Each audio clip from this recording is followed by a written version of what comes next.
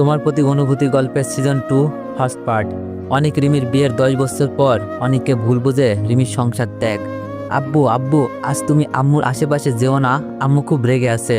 অনিক বাসায় প্রবেশ করতেই তার আদরের কন্যা রিমির রেগে থাকার সংবাদ কানে পৌঁছে দিল। অনিক জানে রিমি কখনো অনিকের সাথে রাগ করে বেশিক্ষণ থাকতে পারে না। আজ বাসায় ফিরতে একটু সময় লেগেছে অনিকের। একটা খুব ইম্পর্টেন্ট কাজে গ্রামের বাড়িতে গিয়েছিল, কিন্তু অনিক রিমিকে কিছুই জানায়নি। অনিক রিমিকে জানানোর চেষ্টা করলেও মোবাইলে চার্জ না থাকার কারণে অনিক থেকেই গ্রামের বাড়ি চলে যায়। অনিক গ্রামের বাড়িতে গিয়ে এমন মুহূর্তের সম্মুখীন হয় রিমিকে জানানোর কথা মাথায় আসে নাই। অনিক তার মেয়ে রাইসাকে কোলে নিয়ে আদর করে বলে, তোমার আম্মুর আশেপাশে না গেলে রাগ কমাবো কি করে? তুমি বলো তোমার আম্মু কোথায়? অনিক তার মেয়ে রাইসাকে কোলে রেখেই জিজ্ঞাসা করলো রিমির কথা। রাইসা আঙ্গুল দেখিয়ে দিক নির্দেশনা দিচ্ছে, অনিক সেদিকেই যাচ্ছে। অনিক রিমিকে তার বেডরুমে আবিষ্কার করে রিমি আয়নার সামনে দাঁড়িয়ে কি যেন করছিল। অনিক তার মেয়েকে কোল থেকে নামিয়ে রিমিকে পেছন দিক থেকে জড়িয়ে ধরল। অনিক কিছু বুঝে ওঠার আগেই রিমি অনিককে ছাড়িয়ে নিল আর চেঁচিয়ে বলল, ওই তুই আমাকে আর কখনো ছুবি না, যেখানে ছিলিস সেখানে যা। রিমি যখন রেগে যায় অনিকের সাথে এরকম তুইতাকারি করে, এতে অনেক বিচলিত হয় না, তবে বুঝে যায় রিমি খুব রেগে আছে। অনিকের একটা খুব বাজে সমস্যা, কাউকে বোঝাতে পারে না, কিন্তু খুব সহজেই বুঝতে পারে।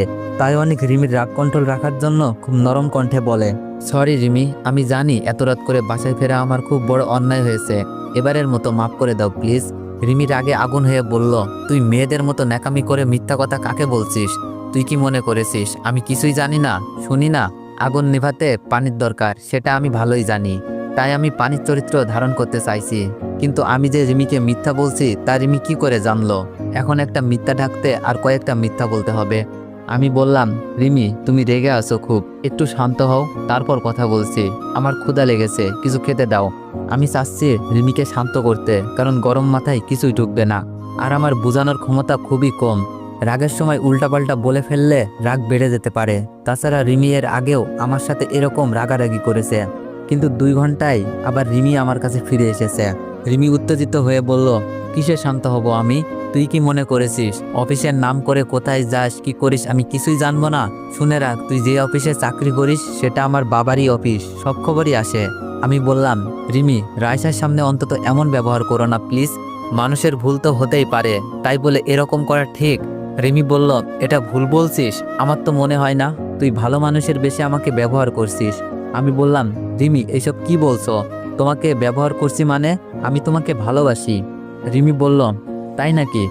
অফিসের নাম করে মিথিলার ওখানে যাও, আমি বিরক্ত করব তাই মোবাইল বন্ধ রাখো, আর এখন রাত করে বাসায়